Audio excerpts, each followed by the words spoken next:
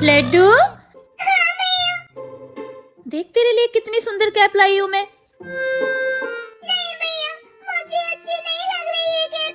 ये देखना, इसमें तो चोटी निकली हुई है। मैं नहीं पहनूंगा इसे, नहीं तो गोपियाँ मेरा मजाक बनाएंगी। अरे मेरे प्यारे लड्डू, एक बार पहन कर तो देखा, कोई मजाक नहीं बनाएगा। ठीक है मैया, अगर आप कहते हो तो पहन लेता हूँ, परंतु अगर किसी ने मेरा मजाक बनाया तो फिर कभी नहीं पहनूंगा मैं इसे। ठीक है लल्ला, देख कितना सुंदर तो लग रहा है तू।